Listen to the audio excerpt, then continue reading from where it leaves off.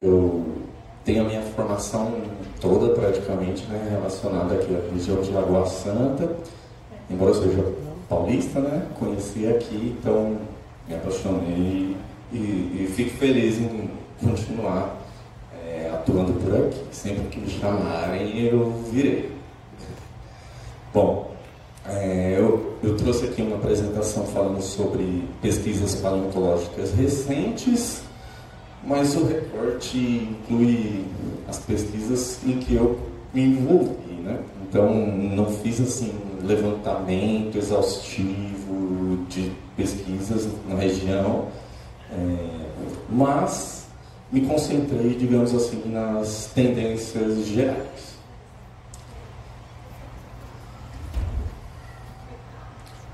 Bom, o conteúdo que eu vou apresentar vai seguir esse esquema aqui, então eu vou falar rapidamente a minha trajetória, a trajetória que me ligou à Lagoa Santa, um brevíssimo histórico das pesquisas paleontológicas e depois vou falar um pouco dessas pesquisas mais recentes, contrapor algumas pesquisas em cavernas, outras pesquisas, né, em outras regiões, e aí a gente conclui.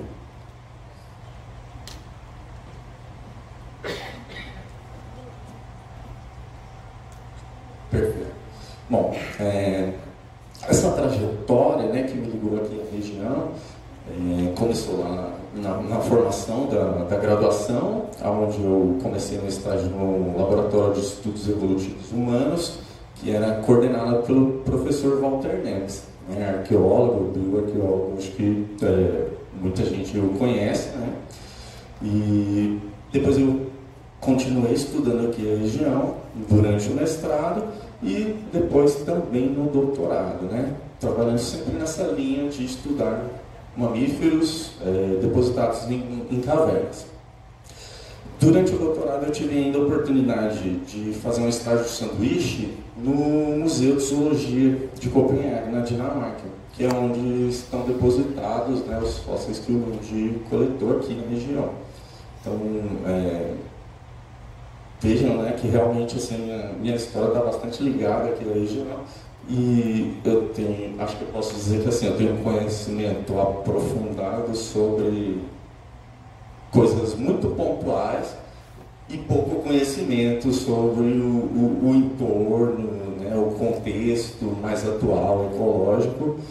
E palestras como a do professor que passou aqui ainda há pouco, né, me ampliam a minha visão a esse respeito e em relação a outros eventos que eu tenho acompanhado também. Bom, falando do breve histórico aqui da paleontologia, não tem como não citar, né, o Lund, que é inclusive, né, o motivo do simpósio, né, de todos nós estarmos aqui e, pelo visto, já a 7ª edição, né, então um trabalho memorável que todos vocês já conhecem de alguma forma.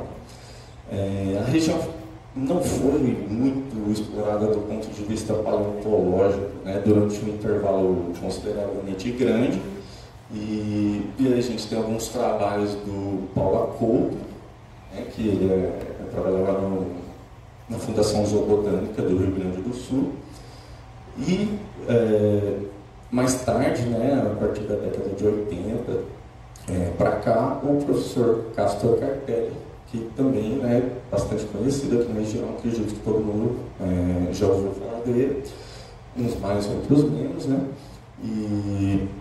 E assim, né, embora cubra um período, né, assim, muito longo, né, desde lá do século XIX até o final do século XX, eu diria, e já entrando para o XXI, as pesquisas em si foram tanto esporádicas, né? O intervalo é grande, mas os períodos de estudo em si não são tão grandes quanto. E essas pesquisas, né, que foram realizadas nesse histórico aqui, elas têm um enfoque muito grande na questão da descrição das espécies, né, no sentido de conhecer que animais são esses, né, como é o esqueleto desse determinado animal, né, conhecer essas espécies. Isso não é pouca coisa, né? Na verdade, assim, são as perguntas mais básicas que a gente precisa fazer, né? Nem sempre a gente encontra esqueletos completos, então às vezes você encontra parte de um animal e outra parte dele, e você não sabe às vezes, né, se eles pertencem a uma mesma espécie. Isso vai sendo feito com o tempo, né? Inclusive no tempo, assim, entre as gerações de pesquisadores, né? Alguém descobre uma parte, outro descobre outra, eram nomeados como espécies diferentes e aí depois descobre que era o mesmo bicho. Então, a ciência vai se corrigindo nesse sentido. Então, esse enfoque buscava muito descrever as espécies, né? Então, vou passar o próximo aqui para exemplificar isso um pouco melhor. Então, se a gente buscar nas memórias do Lund, né, na produção também de Paula Couto, do professor Carpelli, a gente vai ver que o objetivo das pesquisas está muito ligado a conhecer essa morfologia dos ossos, dos dentes, né, conhecer como que é a anatomia desses animais. Isso é feito, né, através de muitas comparações com esqueletos de outros grupos, aparentados e tal. E essa abordagem inclui também aspectos ali da ontogenia, ou seja, do desenvolvimento biológico desses organismos, né? Como são os ossos de um organismo mais jovem, né? Ou que tem uma idade já adulta, né? Então, esse tipo de pergunta, né? Qual é a anatomia deles, com quem eles se relacionam, como que eles se desenvolvem, né? São aspectos fundamentais da biologia dessas espécies. Por isso que, né, é algo que vem sendo estudado há tanto tempo e ainda continua tendo material para ser estudado, perguntas, né, a serem respondidas. Mas avançou-se muito nessa área, né? Mais tarde, por volta ali dos anos 2000, né, o professor Walter Neves, geólogo, bioarqueólogo, né, também bastante conhecido aqui pelo trabalho sobre o povoamento da América e tal, teve um projeto arqueológico, mas que tinha uma vertente paleontológica, né, e foi nela que eu me inseri. Então, essa vertente visava entender um pouco como que era a fauna e o ambiente correlatos aí às primeiras ocupações humanas aqui na região.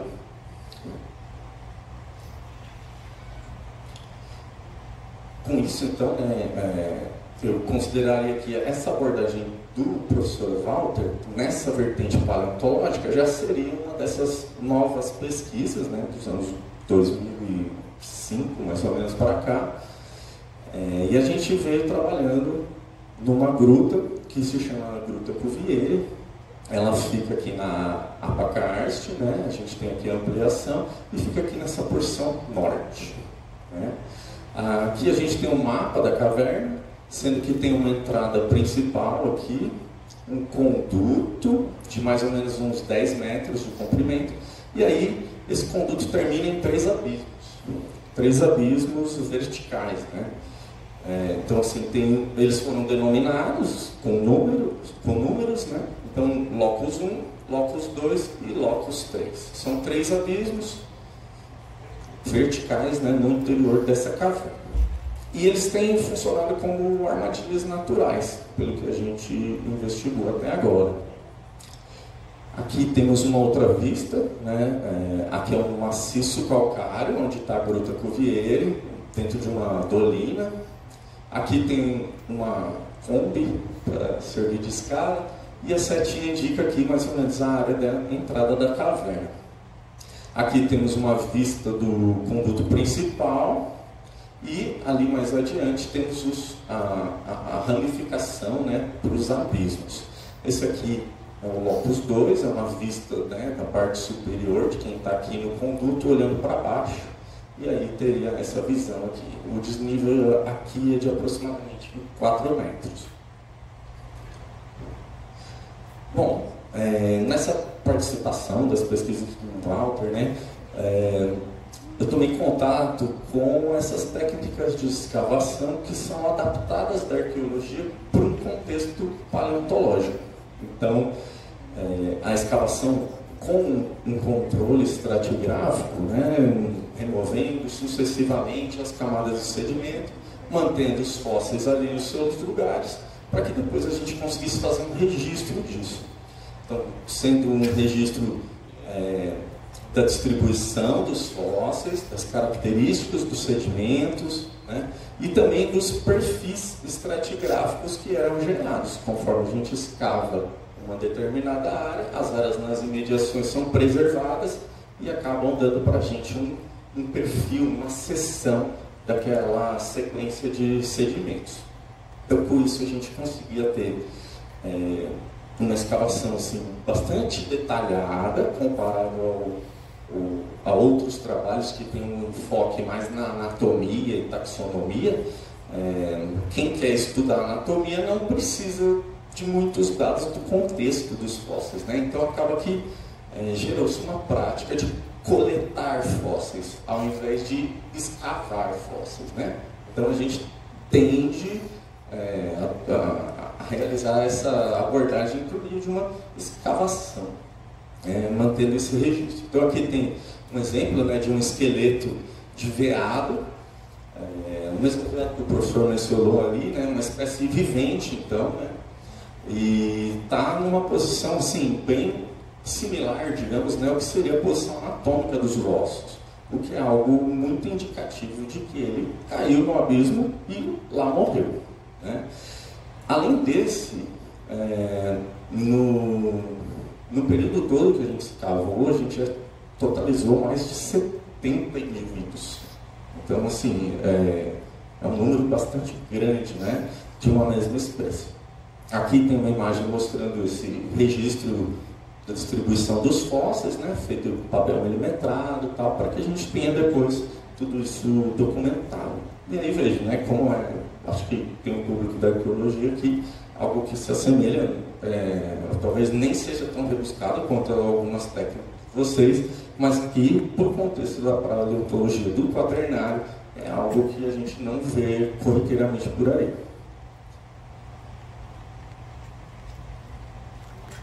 Aqui temos algumas imagens mostrando um perfil estratigráfico, né, com a sequência de sedimentos que foram escavados, indicando ali alguns detalhes, né, da mistura de um outro sedimento, né. Tem alguns grânulos aqui de um sedimento avermelhado que foi incorporado nesse outro. Nesse sítio aqui, a gente conseguiu identificar uma descontinuidade temporal entre os sedimentos, né. Então, conforme mostra essa figura e essa outra em preto e branco enfatiza, existe uma diferença entre os sedimentos que estão depositados aqui.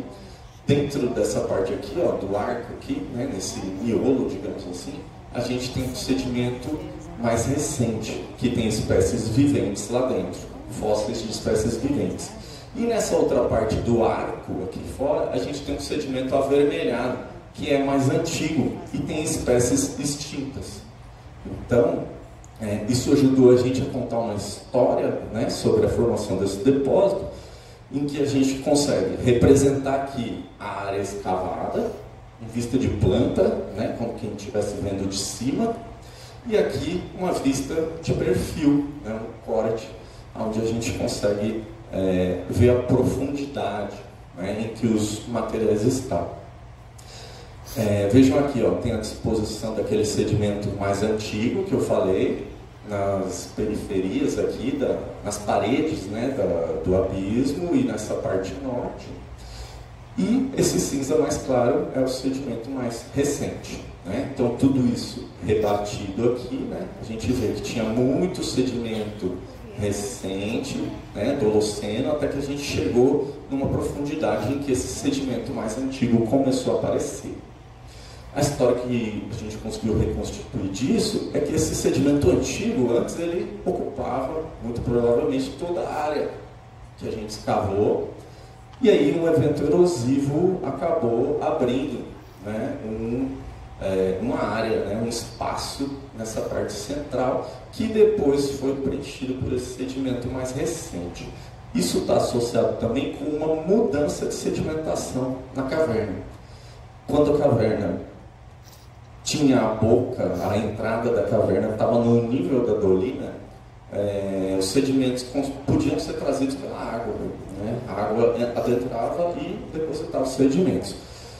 Quando a dolina já tinha abaixado um tanto em relação à entrada da caverna, essa via de sedimentação já não existia. E existia uma outra que era a entrada dos sedimentos pelo teto da caverna, né? Então, vindo do epicarste, né? E lá fora com vegetação, serrapilheira, coisa toda, e isso acabava entrando também, e aí foi preenchendo.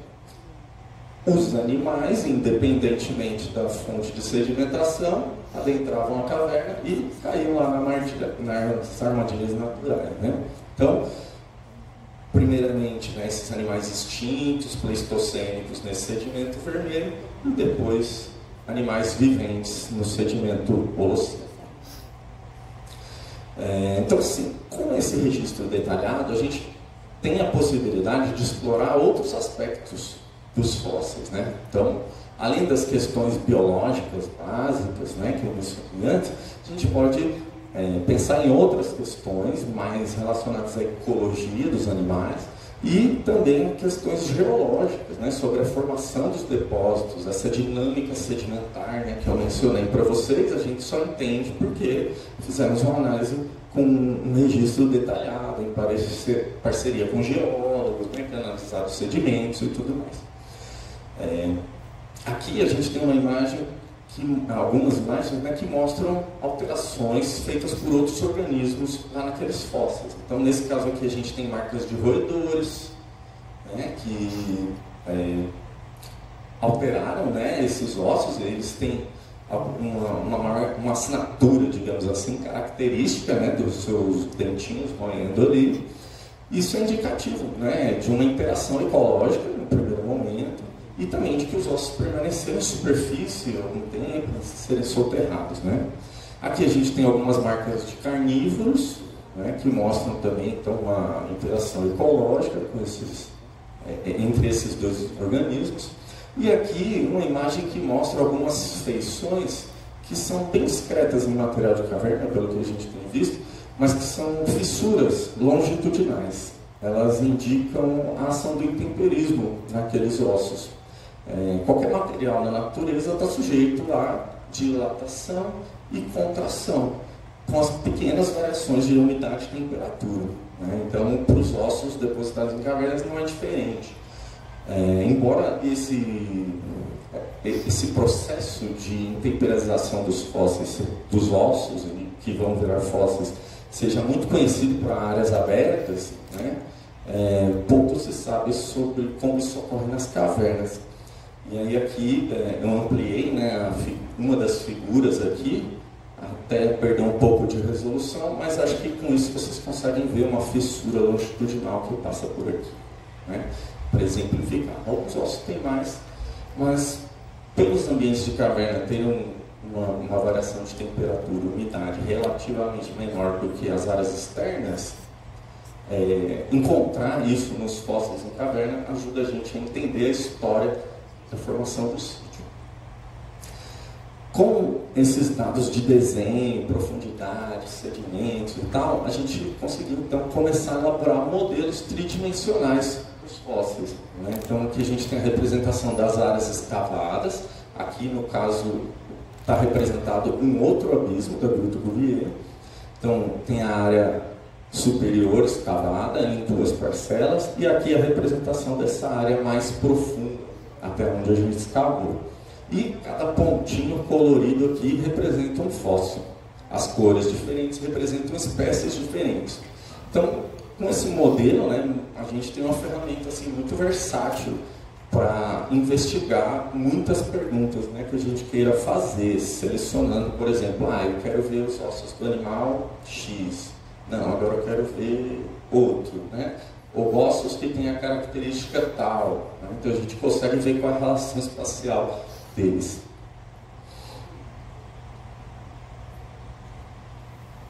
Aqui a gente tem uma representação em planta e perfil, desse mesmo Locus 3, né, que eu mostrei aqui ó, no modelo. Então, tá vendo que tem uma área escavada aqui, parece meio uma bota, né? E essa outra mais longa. Então, aqui, ó, a primeira área escavada e a outra. Aqui, acho que vocês conseguem visualizar, né, que a gente tem alguns pontinhos que estão ligados por linhas, né? Esses pontos que estão unidos, eles representam fósseis que se remontam. Eles, em algum momento da história da formação desse depósito, eles foram fragmentados, separados um do outro, e a gente conseguiu encontrar, né, essas partes complementares e representar isso aqui tudo graças ao registro detalhado que a gente fez. Do contrário, né, a gente poderia até unir um osso com o outro lá no laboratório, mas a gente nunca ia saber que um estava, né, em uma camada, por exemplo, e o outro foi para em outra, né? Então, informações muito importantes que quando a gente só coleta, a gente perde.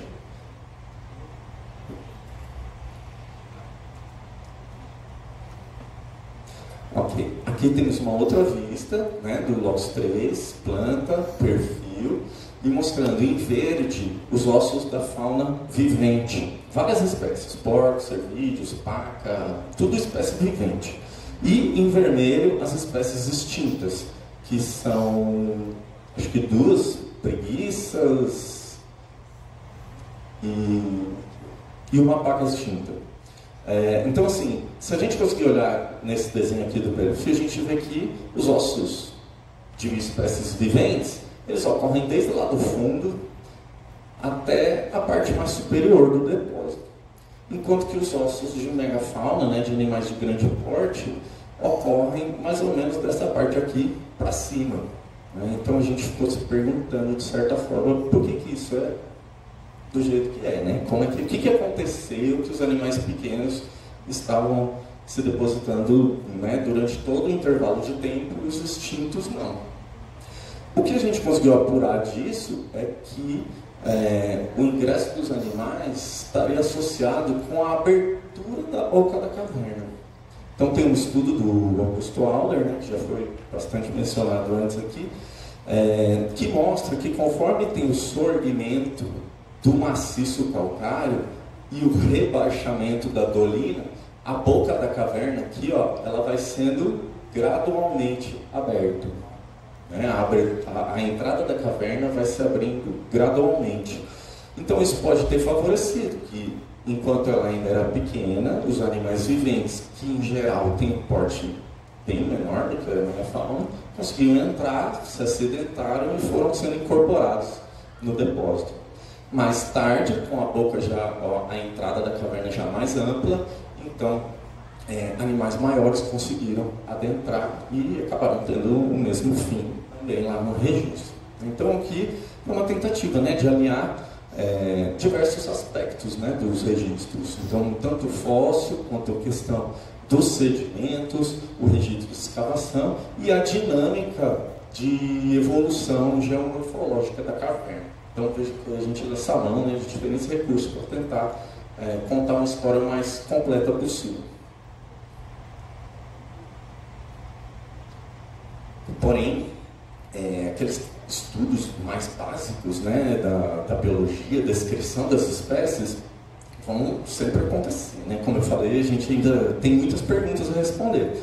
E uma das perguntas que eu ajudei a responder foi sobre de que espécies se tratavam esses fósseis, né, que foram encontrados lá na Gruta Cuvier. São muito semelhantes morfologicamente à espécie vivente Cuniculus paca, que é a paca, né? Eu acredito que você já tem ouvido falar, o nome popular varia pouco no Brasil, né? Só que eles têm proporções muito grandes, né? Então a gente viu que não era o mesmo bicho, né? E aí a gente começou a levantar, encontrou que o Lund escreveu, acho que entre as primeiras espécies que ele escreveu, algumas espécies de paca extintas. E que depois a gente revisando o material, inclusive lá depositado na Dinamarca, a gente viu que se tratava de uma espécie só. Então, né, aquilo que eu ilustrei anteriormente, de encontrarmos partes distintas e depois descobrir que é um bicho só, se materializou nessa história. Até então, os registros animal eram restritos aqui na região de Lagoa Santa, só nas cavernas que o Lund trabalhou e na Gruta Cuvier. Então, o único material praticamente desse bicho, os materiais mais completos que a gente tem desse bicho que está no Brasil, é esse material que saiu da Gruta Cuvier, o resto está na Dinamarca. E aí depois a gente encontrou mais uns dentinhos isolados em uma caverna na Serra da Capivara, no nordeste do Brasil. Aí a gente conseguiu ampliar então essa distribuição geográfica, né? Então vejam, né, estou trazendo isso para ilustrar que os trabalhos anatômicos, taxonômicos, biogeográficos, que são muito ligados à biologia dos animais, vão continuar sendo realizados, né? É uma necessidade, mas uma necessidade que tem um volume, né? Uma demanda já muito menor do que nas décadas e os séculos recém-passados aqui. Aqui tem uma reconstituição artística da paca atual, da paca extinta e dos seus crânios, né? Então, existem algumas diferenças morfológicas nos crânios que a gente usou para caracterizar a espécie, mas são características assim, um tanto discretas assim, para a gente notar nessas ilustrações. E aqui a gente tem a reconstituição artística e também a gente fez uma estimativa de peso para esses animais baseada numa equação, né, que correlaciona o peso de vários roedores dessa família.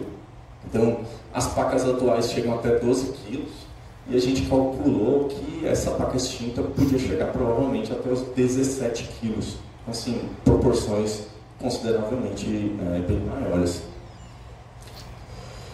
Aqui a gente tem um outro trabalho que foi feito na Gruta Cuvier também, e aí com um enfoque mais no sentido de entender o ambiente e a fossilização daquele material.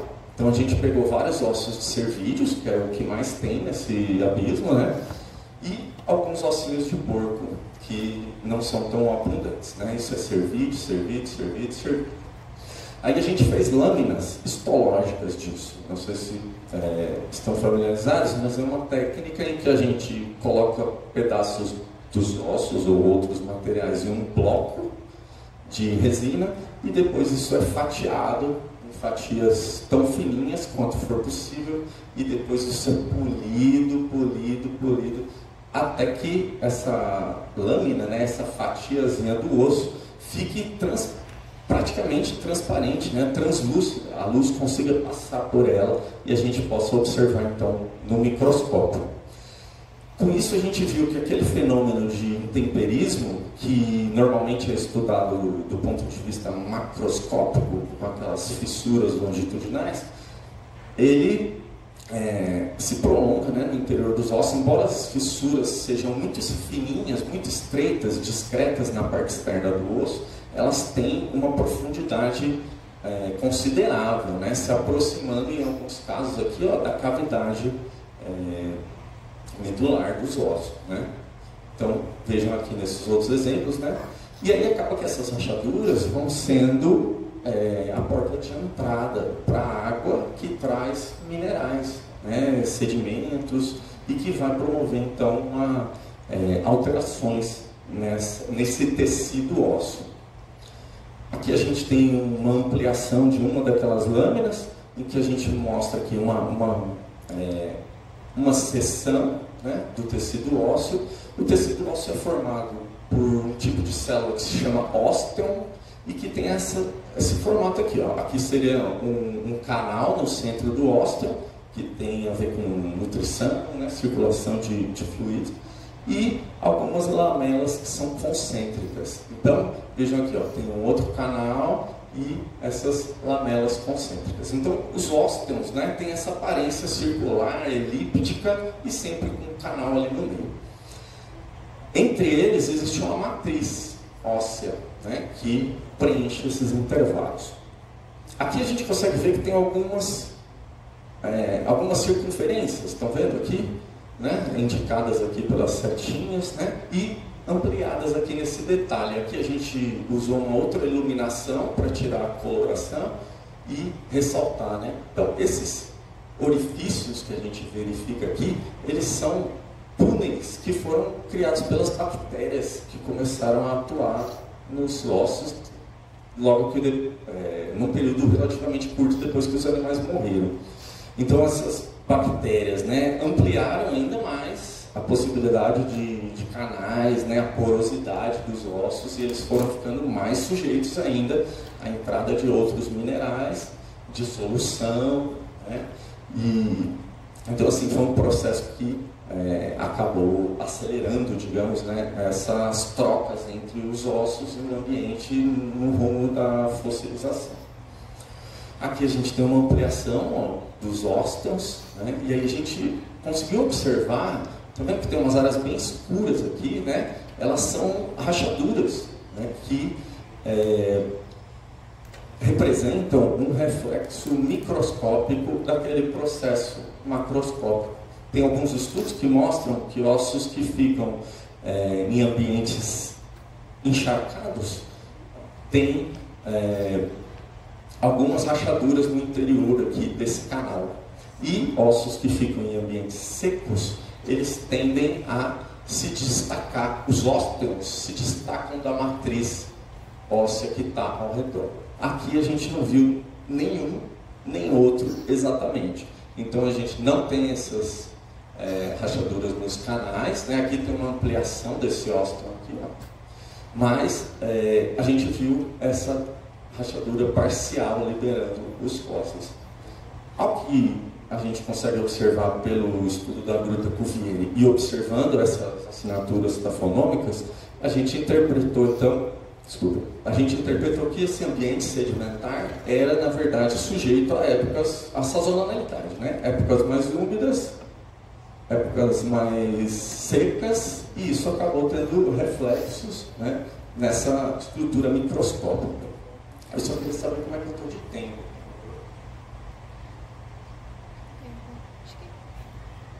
Ok, deve estar bem. Então, assim, fazer a lâmina e estudar a anatomia microscópica desses ossos ajudou a gente a entender características do ambiente de fossilização. Perfeito, né? Tudo isso foi feito com escavações, né, realizadas associadas lá ao professor Walter, e depois eu ingressei na Universidade Federal do Sul e Sudeste do Pará, consegui financiamento e retomei as escavações aqui na Gruta Cuvier, né? Então, é o sítio que eu comecei a trabalhar e pretendo continuar trabalhando. Só que agora, o objetivo não é só escavar e obter os fósseis, né? Mas como me tornei professor, a ideia agora também é formar os recursos humanos. Então, aqui a gente tem uma vista da nossa escavação no Locus 2, a gente está continuando a escavar. Tivemos 2 etapas de campo, né, com as equipes aqui. Uma das etapas aconteceu durante a pandemia, foi muito difícil de realizar, mas felizmente deu tudo certo. Aqui a gente tem uma vista, né, do Locus 2, que era aquele mesmo abismo que eu falei antes, e aí a gente começou a aprofundar ainda mais.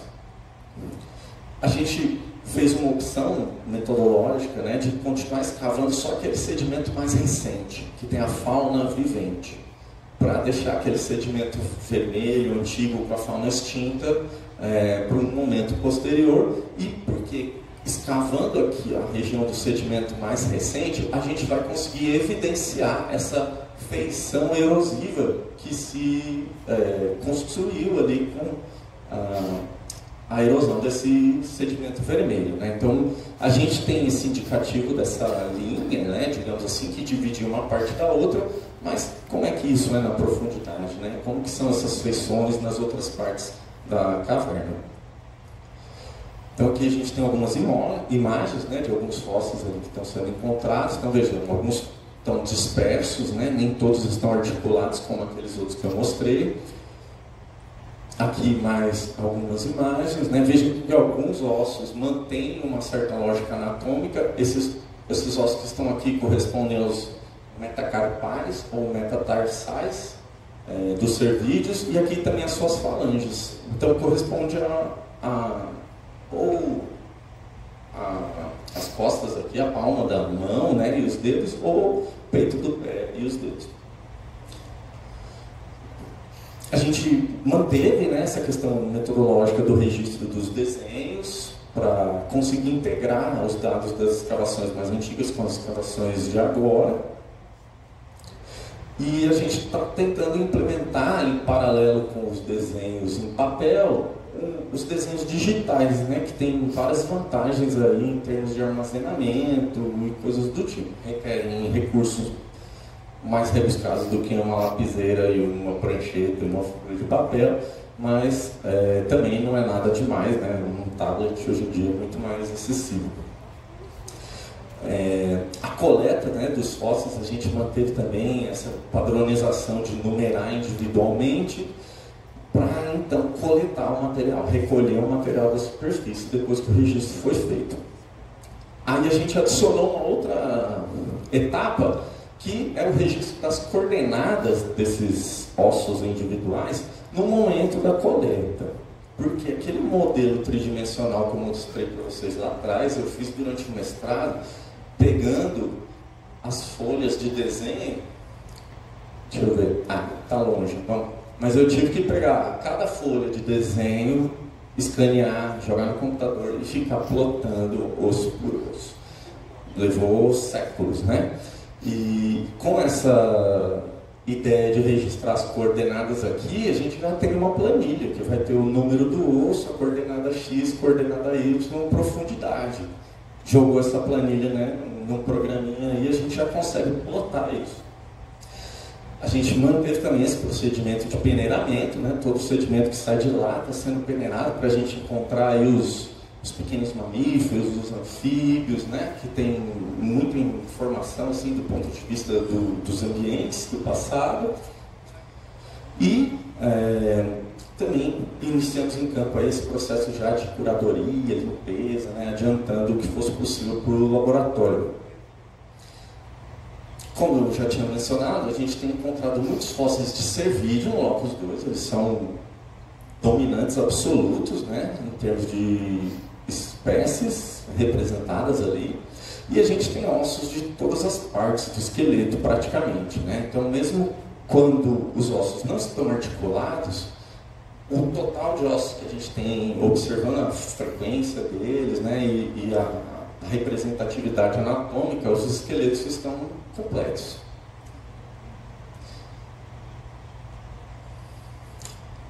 Dando seguimento, né, digamos, aos estudos que foram feitos lá e falando um pouco da formação dos recursos humanos, a Carolina Souza, né, minha aluna, começou a trabalhar com um pouco sobre esse intemperismo, os estágios de intemperismo que a gente observa nos fósseis, né? Então, esse processo dos estágios de caracterização dos estágios de intemperismo é muito usado no sentido de pensar quanto tempo o osso ficou exposto à superfície antes de ser soterrado. Em alguns trabalhos, as pessoas observam essa característica nos fósseis e meio que automaticamente supõem que ele veio de fora da caverna, porque ele sofreu esse processo de intemperismo, né, variações de temperaturas e tal, e depois foi carregado para a caverna. Mas aí aqui, como a gente tem fortes indicativos que os animais morreram na caverna, a gente tem, consequentemente, fortes indicativos de que essa feição se formou ali dentro também, né? Então, a ideia desse trabalho é levantar mais dados, né, sobre essa ideia de que o intemperismo também acontece em cavernas. A gente está nos trópicos, né? As variações são menores, mas não são nulas, né? Então, o total de uma amostra que ela analisou, aí, basicamente, acho que uns 50 ossos longos, só 3 ossinhos aqui, ó, 6%, que não tinham nenhuma marca, né, de nenhuma estria de intemperismo. Enquanto que o restante, né, a grande maioria, tinha pelo menos estrias aí que fossem classificadas no estágio 1 ou 2. Então, assim, isso mostra, né, claramente que esse processo pode ocorrer dentro de caverna. Aqui o trabalho da Giovanna Volpe, né, que era aquela moça que estava fazendo os desenhos digitais, então ela fez um trabalho comparando, né, vantagens e desvantagens do desenho analógico, digamos assim, papel, com os desenhos digitais, né, então levantando essa questão de viabilidade financeira, logística, arquivamento dos dados, né, tudo isso. Então, assim, a acaba que o desenho digital, com certeza, ele é uma vantagem. Se ele puder ser aplicado em campo, né, é muito bom. No sentido de você chegar no laboratório e a coisa está pronta, né, ao invés de depois ainda ter que ficar processando informações daqueles desenhos. Um outro trabalho que teve relação, né, com a nossa pesquisa é do Isaac Machado, da UFBA, que começou a trabalhar num modelo tridimensional novo, né? Eu tinha feito aquele lá no AutoCAD, catando milho lá, né, como eu falei, plotando ossinho por ossinho, enquanto que ele programou no R, né, um software para estatística e várias outras finalidades, fez uma programação de maneira que eu dou para ele aquela planilha de Excel lá com as coordenadas, e ele dá meia dúzia de cliques e me devolve um modelo como esse, né? Então, assim, avançamos muito, eu acho, né?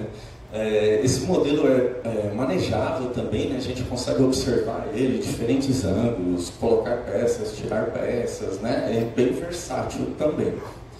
Aqui em azul estão representadas as espécies que foram escavadas lá no projeto do Walter, 2012, 2008, e aqui embaixo, as azuis e as vermelhas escavadas aí durante os projetos do Walter, sendo azul fauna vivente e vermelho fauna extinta.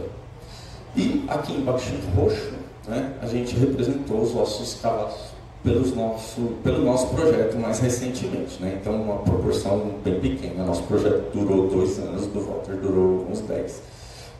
E aí aqui a gente tem detalhes, né, exemplificando, aí a gente pode dar um zoom, representar os sedimentos, né?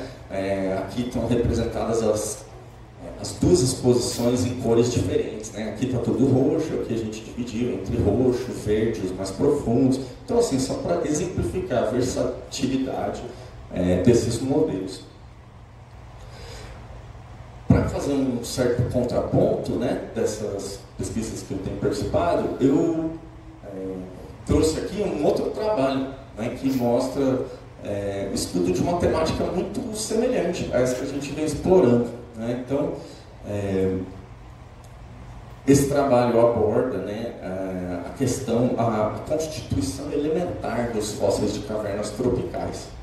E aí, com isso, esse pessoal aqui começou a encontrar algumas variações, digamos assim, dependendo do ambiente que o material estava depositado. Então, pegaram fósseis, diferentes contextos ali dentro de caverna e analisaram isso.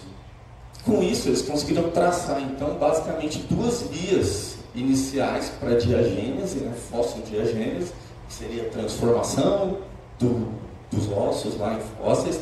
Então, em um contexto em que existe bastante água, né, existe a incorporação desses materiais externos, principalmente aí o carbonato de cálcio das cavernas, e isso promove uma recristalização dos minerais orgânicos do osso. Dos minerais que constituíam o osso lá na sua forma orgânica, né? Então, a hidroxiapatita, ela recristaliza juntando o carbonato de cálcio da caverna que foi incorporado. E aí resulta em cristais maiores, né? Então, assim, aparentemente é algo que não altera macroscopicamente, a gente não percebe, mas você fazendo uma análise detalhada, você vê que esses cristais foram transformados, né? E quando você não tem tanta água assim, esse processo já não acontece, né? E acaba que essa estrutura de hidroxiapatita se mantém preservada. Então, assim, eu trouxe esse outro trabalho, né, para fazer um contraponto no sentido de que as pesquisas aqui na região, né, vêm apresentando novas abordagens que aliam essa questão dos fósseis ao contexto, buscam, né, pelos ambientes e processos de fossilização, e esse comparativo do estudo mostra no sentido assim de que não é uma tendência exclusiva, né, das nossas abordagens, né? Acho que com o grande conhecimento que se criou a respeito das espécies, das relações de parentesco, o foco das pesquisas vem mudado, É isso que eu estou querendo trazer, né, com a palestra como um todo. Então, assim, tínhamos aquele foco anatômico, descritivo, relações de parentesco, e agora estamos investigando também as questões de fossilização. Então, se eu encontro um animal vivente, do ponto de vista da paleontologia descritiva das espécies, ela não me diz nada, né? Não me traz muitas informações. Eu posso estudar o bicho vivo, a ecologia dele, né, e tal. Mas, do ponto de vista de fossilização, um organismo vivente, né, é quase que um experimento natural para a gente entender como a fossilização acontece. Então, queria destacar, né, que essas novas abordagens que a gente vem feito aqui se alinham, né, com uma tendência que a gente tem visto na área. Então, gostaria de encerrar por aqui, agradecer mais uma vez o convite, a comissão organizadora do evento, o CAALI, a Prefeitura e as instituições aí que sediaram e financiaram esses trabalhos, bem como todas as pessoas que trabalharam para que isso acontecesse. Muito obrigado.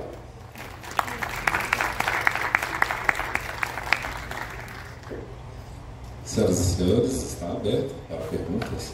Já temos inscrição ali para o jornalista, por favor.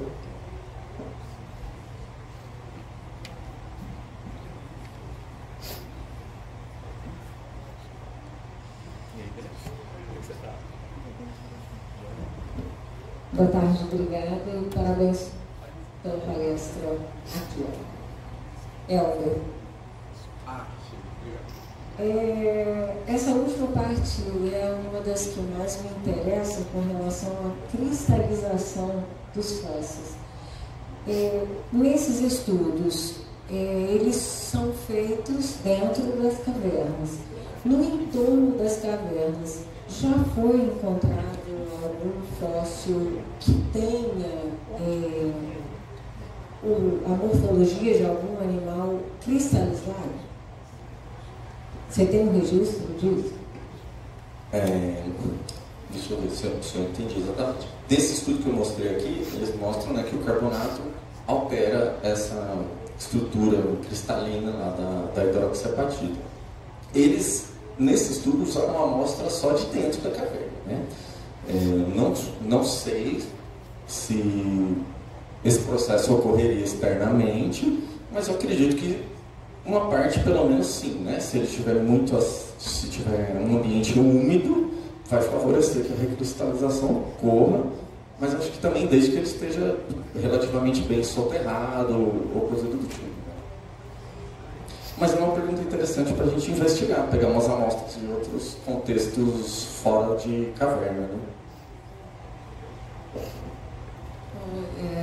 Eu sou historiadora, né? Então para mim isso é um pouco grego, arcaico, mas assim, tem uma pergunta assim, muito de leiga mesmo. Então você disse que nessa maneira de trabalhar, vocês não fazem a coleta para depois analisar no laboratório, mas vocês vão fazendo uma descrição à medida em que as coisas aparecem, mas de qualquer forma essas coisas são recolhidas em algum momento, né? Então vão sendo recolhidas metodicamente de acordo com as camadas. Okay. Exato. Assim, só esclarecendo um pouco, é que em geral na paleontologia chamam o processo de obtenção dos fósseis de coleta. Então chega lá, coletou. Aí a gente tenta colocar de outra maneira, como você bem percebeu, né? De que a gente faz as escavações, registra e aí sim coleta, né? Então a coleta é uma parte do protocolo, digamos, né? E não ele como todo. E uma outra pergunta que assim, essa questão da utilização de novos softwares, novas possibilidades de notação e de cruzamento de dados, etc., aparece em todas as áreas, inclusive na história, as pessoas chamam de humanidades digitais, mas enfim, nem gosto muito desse nome. Mas assim, eu achei bastante interessante um dos slides que você mostrou de um rapaz, né, que pegou justamente os dados e botou uma nova forma 3D, isso de, enfim, como se fosse um corte lateral, não é isso? Do buraco da caverna, sei lá. Isso aqui, na verdade, é uma vista em perspectiva, né? Uhum. E aqui seria de planta, ali também em perspectiva, mas é isso, né? A gente tem ali em cima o contorno, da parede, em cima, embaixo e a distribuição dele. Aí a minha pergunta é, como é que... Porque é uma pergunta assim, eu faço história das ciências, então me interessa um pouco como é que vocês chegam a esse software, como é que é essa mediação entre o trabalho que vocês fazem e essas novas possibilidades. É meio por acaso, vai porque o sei lá, estudante ou o doutor tal gosta de ficar descobrindo novas possibilidades, ou tem alguma coisa mais dirigida? Entendeu a minha pergunta? Sim, eu acho que tem muito a ver com os interesses mesmo de pesquisa. Assim, interesses individuais, digamos, né? É uma tendência, como você falou, mas eu acho que passa muito pelo interesse pessoal em relação às perguntas também, né? A pergunta nunca vai sumir, mas eu acho que talvez essas tecnologias, conforme elas vão se mostrando disponíveis, a gente fala, opa, acho que isso aí pode servir para mim. Mas eu acho que é muito ligado à questão do interesse pessoal. Tem outras áreas da paleontologia que usam muitos recursos da área médica, né? Tomografia, ou métodos, né, da engenharia mecânica, que é aquela mede pressões, a pressão da mordida do bicho tal, né? Então, assim, usam softwares da engenharia mecânica, da engenharia civil, da área médica, né? Mas eu acho que tudo isso é uma escolha pessoal mesmo, que é muito motivada pela tendência, né? Dificilmente quem trabalha com anatomia hoje não vai colocar uma tomografia no trabalho, né? Oi, tudo bem? Meu nome é Mayra, sou arqueóloga também e trabalho com espeleologia. E em muitas cavernas que eu entro, eu vejo muito depósito de guano. Eu queria saber se ele pode ser associado dentro dessas escavações, como é que eu posso, como é que para vocês da paleontologia fazer essas inferências assim, em relação ao depósito de guano. Eu nunca trabalhei com guano, mas conversando com o Augusto Mahler, mais uma vez, né, falando dele aqui, a gente estava pensando uma abordagem desse tipo em umas cavernas lá da Amazônia, que ele falou que tem uns depósitos de guano muito grandes, né? Então, a ideia, que não foi colocada em prática, né, mas que serve para responder a sua pergunta, seria fazer algo como uma sondagem, né, pegando guano de diferentes profundidades, e acho que com isso a gente conseguiria tentar datar para o material orgânico e eventualmente fazer alguma análise de isótopo, né, ou associar com dados paleoambientais de outras fontes, pelotemas e afins, né? Mas eu não tive nenhuma experiência com guano. Mas se me convidar, eu ajudo. Boa tarde, meu nome é Fabrício, eu também sou arqueólogo. Você colocou aí no início que você trouxe, né, algumas metodologias da arqueologia para fazer esse estudo. Qual o seu ponto de vista, né, com relação aos resultados e o futuro disso? Né? Você vai continuar trazendo, vai aperfeiçoar? Qual que é? Eu queria saber mais do seu ponto de vista, da sua opinião a respeito disso. Certo. Só para esclarecer, assim, essa abordagem de aplicar métodos de arqueologia na paleonto é mérito do Walter, né? Ele comandando o projeto junto com Alex Ruby e Mark Ruby, que são irmãos, trabalhavam com ele.